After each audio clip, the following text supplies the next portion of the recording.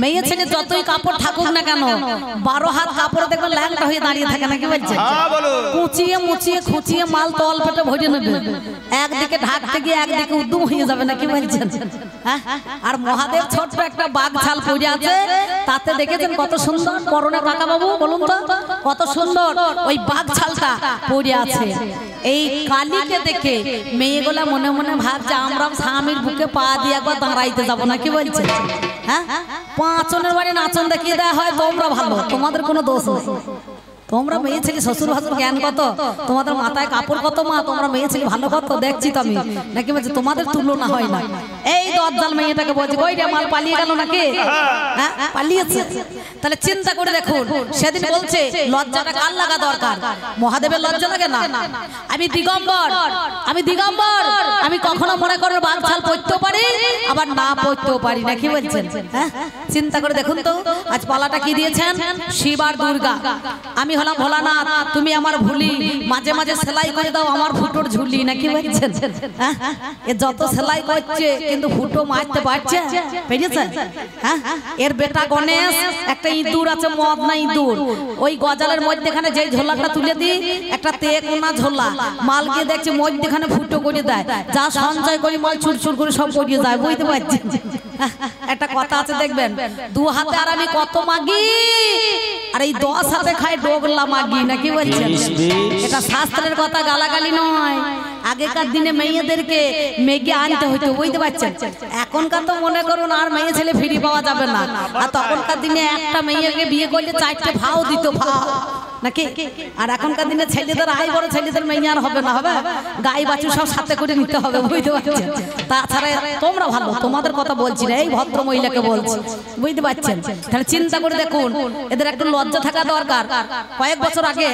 একটা দেখবেন টিভিতে দেখা গিয়েছিল বা মোবাইলে দেখবেন খবর দিয়েছিল ওই শাশুড়ি জামাইকে নিয়ে পালিয়েছিল জানি না কেতুগ্রাম থানায় নাকি গো খারুল গ্রামে তা মেয়ে ছেলে বিচার চাইতে গিয়েছে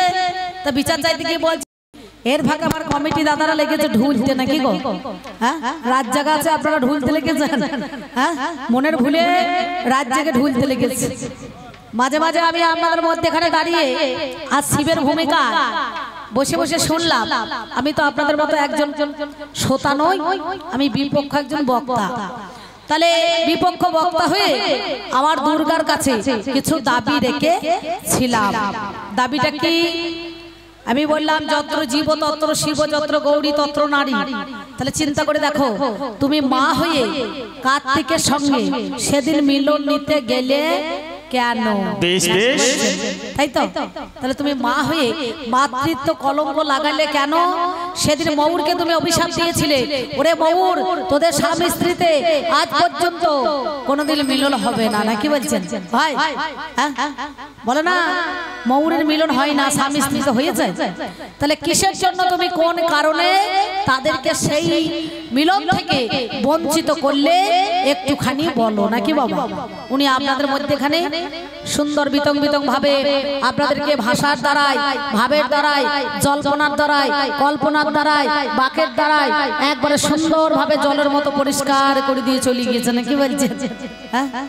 দিয়ে বলছে লাস্টে আমার বুকে পা দিয়ে দাঁড়াবে নাকি বলেছে হ্যাঁ আচ্ছা আমার বুকেও পা দিয়ে দাঁড়িয়ে আছে আমি তো তলাতে শুয়ে আছি নাকি মা আমি তলায় পড়ে আছি তো বাবা আচ্ছা আমি তলাতে পড়ে আছি তাতে আমার কোনো কিছু হয়েছে কি আমি তলায় পড়ে আছি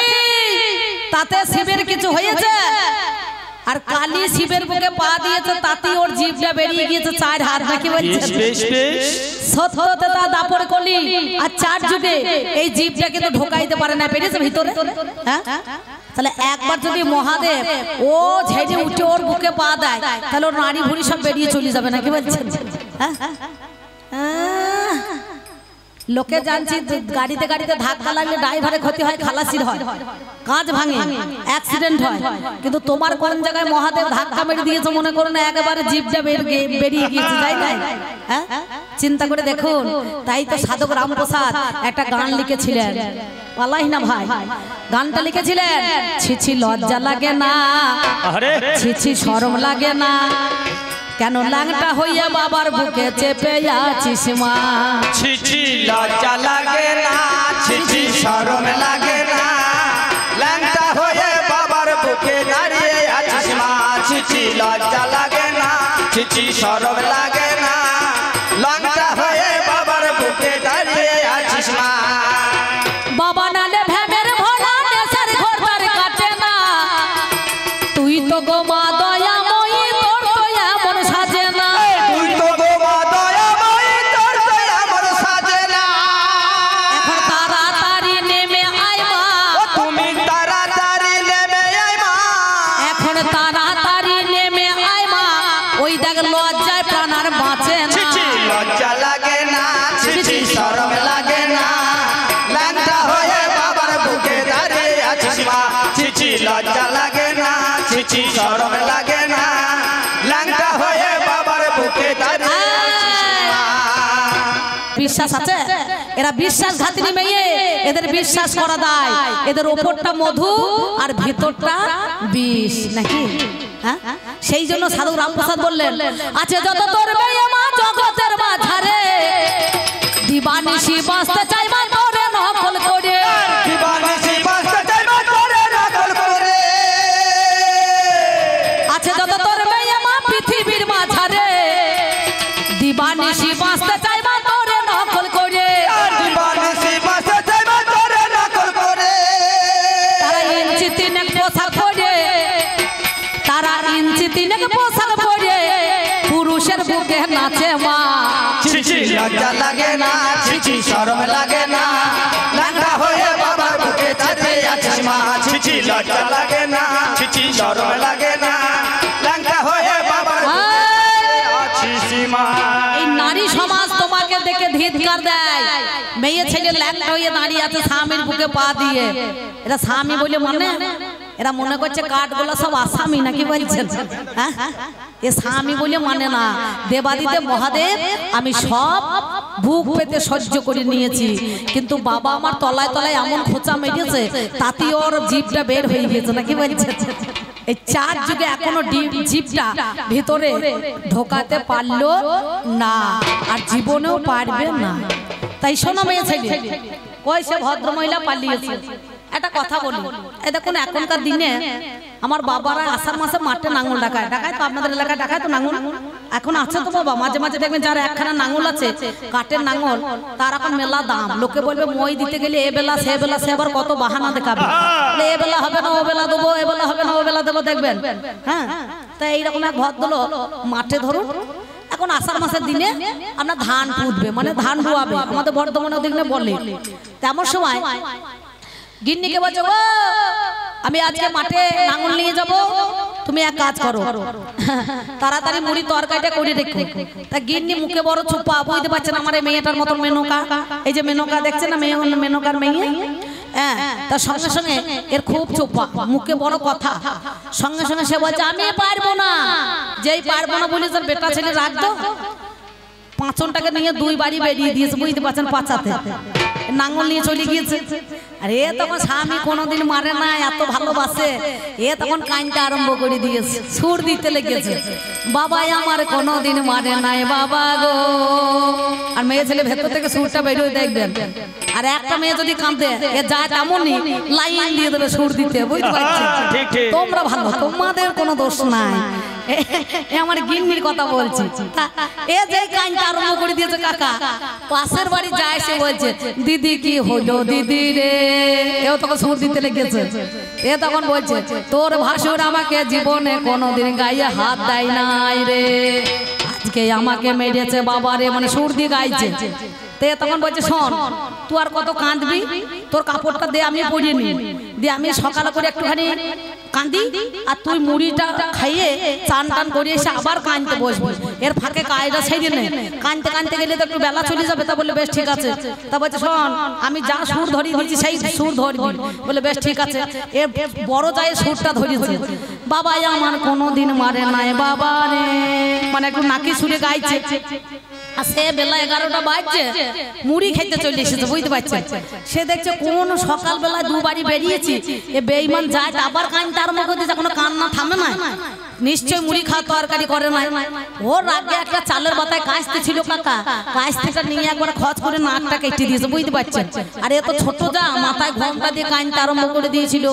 ও তখন বলছে ও মামানে মনে কাঁদন কাঁদতে এসে আমার নিজের নাক কাটা গেল মামানে। ভাসু তখন মাথার ঘোমটাটা খুলে দিয়ে বলছে কে গো বৌমা নাকি? বলছে ওই কথা বললেন না দাদা নে, এই দিদি ফাঁকে আমার চান করতে গিয়েছিল, ওর কাঁদন কাঁদতে গিয়ে আমার নাক কাটা গেল গো। হাসি দেখুন মেয়েগুলা, এরা দেখছে তাহলে তাল মিলিয়ে আমরা তো তাই করি, বুঝতে পারছি। মুখে মতো ছাড়ছে, তখন গান হচ্ছিল না, কে মনে হচ্ছে 5 কেজি বাট খাড়া ঝুলিয়ে দিয়েছে নাকি মাথা মাথার মুখে। আমি ওইখান থেকে মহিষে দুধে চা খাইছি আর বসে বসে দেখছি, তাই তো মেয়েরা হাসছে না কেন। তাই শোনো, এদের কথা শুনে তোমরা যদি স্বামীর বুকে পা দিয়ে দাঁড়াও তা বুঝতে পারছো হ্যাঁ কেমন দশা হবে তোমাদের। হ্যাঁ আষাঢ় মাসের দিনে যেমন গোবরে পোকা হয় তেমনি তোমাদের পোকা হবে, বুঝতে পেরেছো? তোমরা ভালো থেকো। তাই এই মেয়েটা যা বলছে যেন এর কথা শুনে তুমি যেন করতে যেও না, তোমরা যেন করবে না, তাহলে তোমাদের মহা পাপ হবে না, কি বলছেন? শিবরাত্রিতে আমার ভাইয়ের বউ সেজে গুজে চলে যাচ্ছে জল ঢালতে। তা আমি বলছি জল ঢালতে যাচ্ছিস কেন? তা বলছে কেন জল ঢালতে যেতে হবে না? আর তারকেশ্বরে জল ঢালতে যেতে হবে না, ভাইকে একটুখানি ল্যাংটয় হরিতলায় দাঁড় করাকা দিয়ে দুধ গঙ্গা জল ঢালতে দে, তোর আসল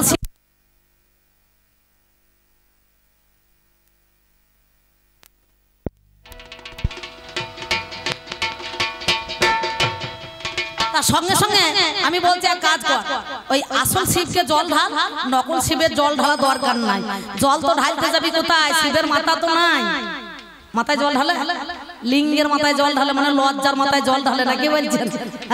এই যে বলছে না সবাই বলছে শিবের মাথায় জল ঢালো। শিব একদিন বলেছিল ওই নারদকে, ওরে নারদ আজকে আমি নিজের লিঙ্গতে নিজে পূজা করছি, একদিন মর্তবাসী সবাই পূজা করবে আর আমার মাথায় জল দেবে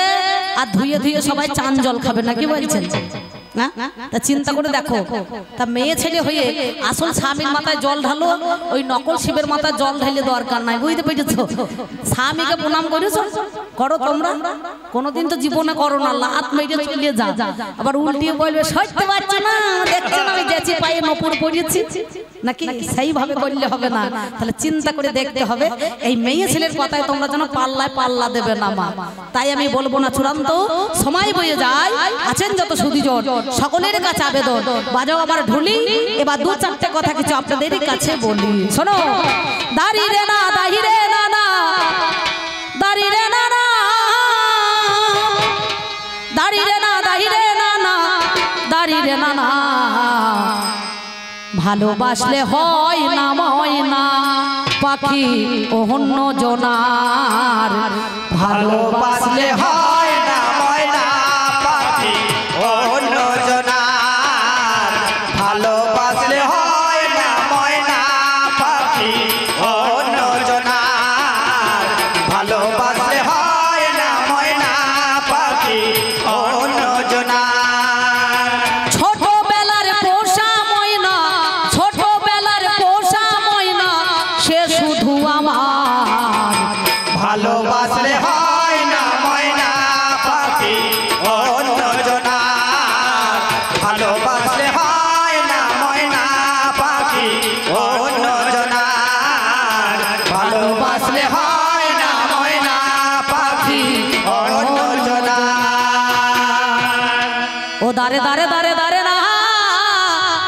দাঁড়া না না না না না না না, দাঁড়া না না না না না না না না না। এই মেয়ে ছেলে আমার দুর্গা, গণেশ জননী দুর্গা আমার কাছে কিছু কথা দাবি রেখেছে, তাই বলছি শোনো। তোমার আধ কলসি জল, ওরে আধ কলসি জল, ওরে চলতে পথে ছলকে পড়ে ধীরে ধীরে চল। ওরে বাগদি রে,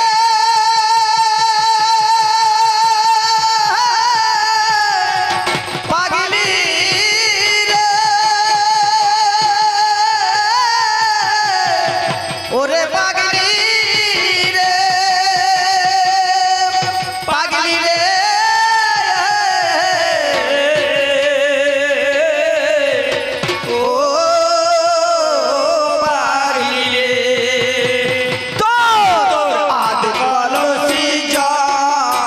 চলতে পথে ছলকে পরে ধীরে ধীরে চল নারী তোর রাত কলসি জল চলতে পথে ছলকে পরে ধীরে ধীরে চল নারী তোর রাত কলসি জল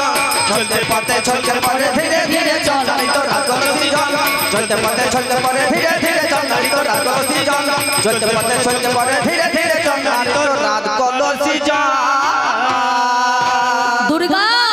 তোমার রাত কলসি জল চলতে পথে ছলকে পড়ে ধীরে ধীরে চল। বাবা গো এই দেবাদিদেব মহাদেব হচ্ছে পূর্ণ কলস নাকি বলছেন? দেবাদিদেব মহাদেব হচ্ছে পূর্ণ কলস। এই জগৎ সংসারের মধ্যেখানে শিবের অংশে যত এসেছে সবাই দেখবেন, কারণ সবাই কিন্তু আমরা শিব। কেন বলুন দেখিনি? শিব শিবকে কি বলা হয় দেখবেন মন্দিরে লেখা থাকে সত্যম শিবম সুন্দরম নাকি? হ্যাঁ, সত্যম শিবম সুন্দরম। কেন বলা হয়? শিবের মতো সাদা মনের মানুষ নাই, এ সত্যের প্রতীক, বুঝতে পারছেন? এ শান্তি, যার জন্য শিবের দেখবেন একটা নাম হচ্ছে আশিতোষ, অল্পতে সন্তোষ। কি ফুলে? ধুদ্র ফুল। ধুদ্র ফুল দেখেছেন আপনাদের এলাকায় হয়? সে কাঁঠালের মতো গাছটা ধুদ্র ফুল নাকি বলছেন? কলকে ফুল, আকন্দা ফুল, যেখানে নর্দমায় ডেরেনে সাই ফুল থাকে, ওং নমঃ শিবায় বলে 3 বার তাকে দিয়ে যদি মাথায় দেওয়া হয় অল্পতে সন্তোষ হয়ে যায়, বুঝতে পারছেন? এই জন্যে অল্পতে সন্তোষ বলে এর নাম হচ্ছে আশিতোষ। একটা নাম, অল্প জিনিসে খুব সন্তুষ্ট হয়ে যায় মহাদেব। সেই জন্য বলছে দুর্গা তোমার আদি কলসি জল চলতে পথে ছলকে পড়ে ধীরে ধীরে চল। এই মেয়েরা দেখবেন পুকুরে আগেকার দিনে জল আনতে যেত, গরু মোষের মানে ওই ডাবায় দিত নাকি বলছেন, বা পাতনাতে দেয় দেখবেন। হ্যাঁ, তা গড়াই এনে অনেক সময় দেয়। সঙ্গে সঙ্গে যদি কলসিটা ভর্তি না হয়, মাঝে মাঝে মেয়েরা দেখবেন এই কলতলা থেকে পুকুরে থেকে জল আনে, আর কলস যদি পূর্ণ না হয় ছলাক ছলাক করে হাঁটে, আর জলটা ছলক ছলক ছলক করে পড়তে পড়তে চলে যায়। কি দাদা যায় না? সেই জন্য বলছে নারী তো রাত কলসি জল চলতে পথে ছলকে পড়ে ধীরে ধীরে চল। ও তখন গায়ের বসনে যাবে ভিজে, ওরে গায়ের বসনে যাবে ভিজে, হলে বেসামাল, ওরে হলে বেসামাল, হলে বেসামাল, তোর কলসি জল চলতে পথে চলতে পড়ে ধীরে ধীরে চল নারী তোর কলসি জল চলতে পথে চলতে পড়ে ধীরে ধীরে চল নারী তোর কলসি জল চলতে পথে চলকে পড়ে ধীরে ধীরে চল নারী তোর কলসি জল চলতে পথে চলকে পড়ে ধীরে ধীরে চল নারী তোর কলসি জল। এই ভাই আস্তে দাঁড়াও তো, এই দেখুন আমাকে কে না চায় দাদা, গোটা বডিটা স্টিল হয়ে থাকবে, আর যেখানটা নড়াবার দরকার এই দেখুন বাঘ ছালটা নড়ছে কেমন দেখুন। হ্যাঁ, আর এইটা উদয়নগরের ফোনাটা কেমন নড়ছে দেখেছেন, একটু নড়াচড়া করছে। আর আমার দুর্গা দেবী আবার সিঙ্গাপুরি গলার মতো বেঁকে বেঁকে বেড়াইছে, বুঝতে পারছেন? নারী তোর কলসি জল চলতে পথে চলতে পড়ে ধীরে ধীরে চল নারী তোর কলসি জল চলতে পথে চলতে পড়ে ধীরে ধীরে চল নারী তোর কলসি জল চলতে পথে চলতে পড়ে ধীরে ধীরে চল নারী তোর কলসি জল চলতে পথে চলতে পড়ে ধীরে ধীরে চল নারী তোর কলসি জল চলতে পথে চলতে পড়ে ধীরে ধীরে চল নারী তোর কলসি জল।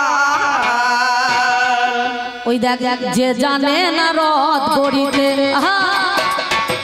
যে জানে না গোজ করিতে, সেই এসেছে রথ গড়িতে। যে জানে না গোজ করিতে, সেই এসেছে রথ গড়িতে। ওরে যে জানে না গোজ বানাইতে, সেই এসেছে রথ বানাইতে। যে জানে না গোজ বানাইতে, সেই এসেছে রথ বানাইতে।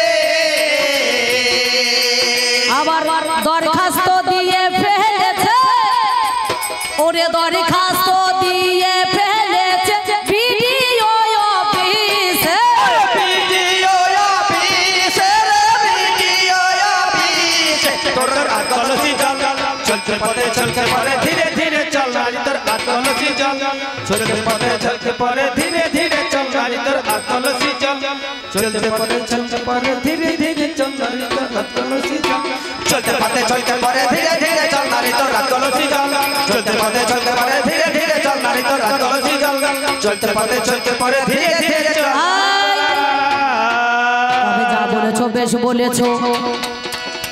কানে শোনা গেল আপনারা জ্ঞানী জনে জেনে যান না ভালো আমাকে দোষ দিয়ে যায় নারী গো আমার গণেশ জননী দুর্গা হলো আমি বলেছিলাম নামটি তোমার অভয়া কি বলিব বলো তোমার অভয়া নামকে দিয়েছে বিচার করা চাই ওরে একটুখানি বলো কথা তোমারে জানাই ওরে তার ফাঁকেই আমার কাছে জিজ্ঞাসা করিল ওরে আমার নাকি স্বভাব বাবা ভালো নয় রে ভালো আমি হলাম মহাদেবে আমার চরিত্র ভালো নয় মাথার মধ্যে একটা বাবা মেয়ে ভরা রয় একটা ঝোলার ফাঁকে ভরাই আছে একটা পিঠের মধ্যে আছে এই নারী দেখেছে নয়তো কথা মিছে আমি কি বলিব ভাবির কথাই আপনাদের জানাই তাই তো বাবা মায়ের কাছে মেনকার কাছে করিছে আমাকে বলছে তোমার স্বভাব ভালো নয় তোমার চরিত্র ভালো নয় আমার ঝোলার ভাগে কোন জন আছে জানো ওরে নামটি যাহার মনসা বটে নামটি যাহার মনসা বটে পদ্ম পুরাণে গায় যাহার আমা হইতে জন্ম গো আপনাদের জানা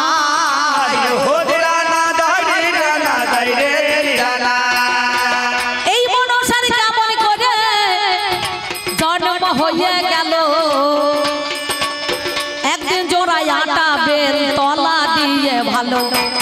জোড়া আটা বেল তলা দিয়ে মহাদেব চলে যায় মহাদেব যেতে যেতে জোড়া আটা বেল যখন ঠিকেছিল সঙ্গে সঙ্গে মনে মনে ভাবলো এই দুর্গার স্তন ভান্ডার হয়তো আমার মাথার মধ্যে ঠিকে গেল সঙ্গে সঙ্গে তার সৃজন হলো দেব বাক্য মুনি বাক্য কখনো লঙ্ঘন হয় না হয় সন্তান কিন্তু রজবীর্য নিয়ে হয় না বাবা হয়ে যায় শুধু সাধারণ মানুষের দ্বারাই সন্তান মিলিত ভাবে হয় কিন্তু দেবতাদের ক্ষেত্রে মনোজা হয় মন্ত্রপুত করে হয় বরের দ্বারাই হয় যজ্ঞ করে হয় নাকি বলছেন সঙ্গে সঙ্গে কি করিল রেতপাত হইল এবার শিব ব্রহ্মবস্তু বিজয় আমার কি বলিব ভালো বাম হাতে করে আমার মহাদেব গজিনী আমার হাতের মধ্যে ধরে নিল জানের মহাজ্ঞানী সেই দেখো পরম ব্রহ্ম সবটাই ওরে হাই কথাতে রাখবে বাবা ও বাবারে আপনাদের জানাই এটা পাশের মধ্যে খানে আমার সরোবর ছিল সেই সরোবরের মধ্যে খানে বীর্যখানা দিল এবার সঙ্গে সঙ্গে যখন আমার সরোবরে যায় ওরে ব্রহ্মসত্তা সেই সময় একটি কর্ম করায় সেইখানে ছিল যার নামে পঙ্কজ হলো ওই পঙ্কজের মধ্যে এখানে একটা শীষ জন্ম নিল যার নাম গো পদ্মা মানে জানেন মহাশয় ওরে পদ্ম ফুল থেকে পদ্মার জন্ম হয়ে যায় সেই টাটি দিয়ে গেল চলে গো জানেন মহাজ্ঞানী তার ছিদ্র দিয়ে অঙ্কুর হলো শোনো কথা তুমি এবার সেইখানেতে পদ্ম ফুলের জন্ম নিয়ে নেয় ওই পদ্ম ফুল থেকে মনসার জন্ম কমলিনী সেই মনসার একটা নাম দেখবেন কমলিনী বলে না শত দলে আমরা কমলা পুজিব নাকি বলছেন সঙ্গে সঙ্গে সে পদ্ম পুরাণে দেখবেন ওই যখন মনসা মঙ্গল হয় নাকি বলছেন সঙ্গে সঙ্গে সেই মেয়েটা বলছে বাবা আমাকে তুমি স্বীকৃতি দেবে না আমি দেবকন্যা হয়ে তোমার কাছে থাকবো না তা বলছে মাগো থাকতে পারো তবে কোথায় জানো আমার ঝোলার ভিতরে ঢুকে থাকবে আমি নিয়ে যাবো আজ আমার বাড়িতে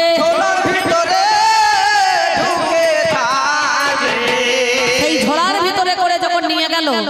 ঝোলাতে রেখে দেয় আর দুর্গাকে বলেছে ঝোলা যেন হাত দেবে না তুমি এই মেয়ে ছেলের মন তো কথা শোনে না এমনি টুকি মেরে দেখতে গিয়েছে আর সঙ্গে সঙ্গে দুর্গা তখন ঝাঁত দিতে গিয়েছে যেই ঝাঁত দিচ্ছে কুশের বারুনে করে মনে মনে ভেবেছে তাহলে গনার বাবা ঝোলাতে বোধহয় আবার ইঁদুরটা ঢুকে পড়েছে ও তারাবার জন্য যেই ছুড়ে দিয়েছে আর সঙ্গে সঙ্গে একবার চোখটা কানা হয়ে গেছে বুঝতে পারছেন চোখটা যেই কানা হয়েছে দরদর করে রক্ত পড়ছে চিৎকার করে বেরিয়ে এসেছে দেবাদিদেব মহাদেব ভোলা পঞ্চানন বলছে কি ব্যাপার তুমি বেরিয়ে এলে কেন বলছে ও আমাকে বাদ দিয়ে বোধহয় আর একটা প্রেমিকাকে ভরি রেখেছো তখন মহাদেব বলছো বলো না ওটা হলো আমার কন্যা ওটা মানুষ কন্যা হলো মান সরোবরে জন্ম নিল কথা গো ভালো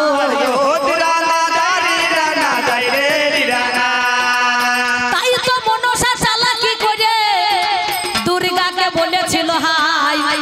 তুমি যদি আমার মা হও তোমারে জানাই তুমি যদি সত্যিকার আমার মা হও মা আমি মাতৃ স্নেহ থেকে বঞ্চিত তুমি আমায় একবার কোলে নাও না একবার কোলে নাও না একবার কোলে নাও না একবার কোলে নাও না ওরে মা জননী দরদিনী গো একবার কোলে নাও না মা জননী দরদিনী গো একবার কোলে নাও না এমন সময় ওই দুর্গা মনসাকে যে কোলে করে নিতে গিয়েছে আর সঙ্গে সঙ্গে এমন করে ঝাঁপিয়ে পড়েছে দুর্গার বাঁ দিকের কাঁকালটা কোমরটা ভেঙে গিয়েছে বুঝতে পারছেন এবার ভাঙা কোমর নিয়ে কি করবে সবাই তো লোকে ঠাট্টা করবে আর মেয়ে ছেলেরা সুযোগ পেলে সুযোগ খুঁজবে না কি বলছেন তো এর যদি মনে করো কাঁকাল ভেঙে যায় কোমর ভেঙে যায় দেবাদিদেব মহাদেব বলছে এর জন্য তুমি দুঃখ করো না আজ থেকে তুমি যার দিকে তাকাবে সবাই দেখবে ওই বাম দিকের কোমর ভাঙা বাম দিকে কোমর ভাঙা আমি তোমাকে বর দিলাম 16 আনা বাম দিকে কোমর ভাঙা সেই জন্য মেয়েরা দেখবেন ডান দিকে কাঁকালে কখনো ঘোরা নেয় না নিয়েছে সবাই দেখবেন বাম দিকে কাঁকালে ঘোরা নেয় দেখবেন আর যখন একটা মেয়ে একটা দিকে তাকায় ঠিক মনের কোমরটা ভাঙা আছে না কি বলছেন নাই মা সেই দিন এই দেবাদিদেব মহাদেবের পরে আমি তোমাকে বর দান করলাম কত ভালোবাসি আমার নিন্দা করো তুমি হয়ে যে উদাসী তাই তো আমার মানুষ কন্যা মনসাকে আমি আমার ঝোলার ভিতরে রেখেছি আর মর্তের মধ্যখানে থেকে সেই গঙ্গার তীরধারা একমাত্র বহন করার কারো ক্ষমতা ছিল না নাম যার দেবাদিদেব মহাদেব 22 বছর ধরে এই গঙ্গাকে জটার ভিতরে ভরে রেখেছে ওরে জটার ভিতরে বাবা ভরে রেখেছে ওই জন্য দেখবেন আমার বাবাজিরা আমার বাবার দল একটা বিড়ি খাক একটা সিগারেট খাক কি চা খাক মাটিতে হাতটা মুছে দেখবেন মাথাতে 3 বার হাত দেয় না বলুন দেখিনি মাথাতে পতিত পাবনী গঙ্গাকে দেবাদিদেব মহাদেব জটার ফাঁকে 22 বছর ভরে রেখেছিল বুঝতে পারছেন তাহলে যখন গঙ্গা জলের প্রয়োজন হবে তখন মাথা থেকে একটু একটু করে বের করে নেবে তাহলে আমার গিন্নির ভালোর জন্য করেছি না খারাপের জন্য করেছি এই মেয়ে ছেলে লজ্জা শরম আছে আমাকে বলছে তোমার বাবারে লজ্জা লাগে না আমার আবার কি লজ্জা লাগবে আমার লজ্জা আছে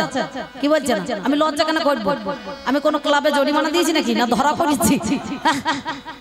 আমার মায়েদের হাসি দেখো তাহলে এই মহাদেব আজকে আমার কাছে আমার গিন্নি সেদিন মহাদেবের কাছে সেদিন তোমাকে মান দেওয়ার জন্য 22 বছর রেখেছি কিছু মনে করেন না কাকা একটা ছোট বড় কথা বলি এর মতনই আমার বাড়িতে একটা বৌমা আছে জানেন বৌমা তোমার ভাইপোর বউ আর আমার ভাইজিও আছে গ্রামে বিয়ে হয়েছে এপারা ওপারা আমার একটা ভাইপো কি হয়েছে বেটা ছেলে হয়েছে বছর 8টা হইল ভালো 7টা মেয়ের পর একটা ছেলে হয়েছে মানে আমাদের বংশ 7টা মেয়ের পর একটা ছেলে ভালো আদরে সব সময় ল্যাংটা হয়ে ঘুরে ঘুরে বেড়ায় বুঝতে পারছেন সত্যি বলছি আমার মতো খানিকটা বটে তা আমাকে বলছে এক কাজ করো দাদু তুমি যে এখানে সেখানে গান করতে যাও ধরুন আমি আজকে মহাদেব সেজেছি তা আমার জন্য কিছু মিছু আবার কিছু মিছু কি আনবো রে তা গানের শেষে দেখছি মেলাটা একটু ঘুরতে গেলাম তা দেখছি কিছু মিছু দোকানে নাই দিয়ে দেখছি এক ভদ্রলোক বড় বড় গ্যাস বেলুন গোনা ফোলাইছে মুখে করে বুঝতে পারছেন আলা ভাই এই লম্বা মালের দাম কত বলছে দিদি 10 টাকা আলা ভালো তাহলে একখানা নিলে হবে না নাতনিও আছে তা আমার লম্বাটা 10 টাকা চ্যাপটাটা বলে ওটা 5 টাকা এর জন্য 5 টাকা ওর জন্য 10 টাকা দুটো মাল নিয়ে গিয়েছি দিয়ে পরের দিন গান করে সকালবেলা করেছি কি আমার ভাইপোর বউ যখন আমার নাতিটাকে ল্যাংটা করে সরষে তেল মাখাইছে বুঝতে পারছেন আমি একটু মজা করার জন্য ওই লম্বা বেলুনটা একটুখানি মুখে করে ফুলিয়ে একবার সুতোটা বেঁধে দিয়ে ওই সোনার ডগে বেলুনটা বেঁধে দিয়েছি বুঝতে পারছেন সত্যি কথা বলছি আর বেলুনও নড়ছে ছেলেও নড়ছে ভালো মজা লাগছে তুরু তুরু করে লাফাইছে ভালো মজা হচ্ছে হ্যাঁ আনন্দ হচ্ছে আর কি আমি একটু ঠাট্টা করে দিয়েছি দাদা সত্যি কথা বলছি কাকা সেই সময় আমার নাতনিটাও চলে এসেছে বলছে আমার মালটা দাও আর তোরটাও এনেছি চিন্তা নাই ওর বেলুনটা আস্তে আস্তে করে ফুলিয়ে ওর হাতে দিয়েছি। ও তখন বলছে না আমি এইরকম করে বেলুন নেবো না। আরে কি করে নিবি রে? বলছে দাদার যেখানে বেঁধে দিয়েছো আমাকেও সেইটা বেঁধে দাও। আলা পাগলি হয়ে দাদা তো ধরার জায়গা আছে, তাই তো মালটা কুচ করে বেঁধে দিয়েছি। তাই আমি তোর ধর বইবার কথা আর বেলুনটা বাঁধ বইবার কথা, আমি ধরার জায়গা নাই রে, ধরার জায়গা নাই রে। কেমন করে বাঁধবো বেলুন, ধরার জায়গা নাই রে। সেই জন্যে আমার এই উমা তার মায়ের বাড়ি থেকে বছর অন্তর আমাকে আমার জন্য কত নালিশ জানায় জানেন? আপনারা শুনেছেন? মেনকা যখন জিজ্ঞাসা করে এই কৈলাস পর্বত থেকে যখন উমা যায় ঘরে, তখন তারে জিজ্ঞাসা করে কি বলে জানেন? ও মাই সাহানি বল মাতাই শুনি, ও মাই সাহানি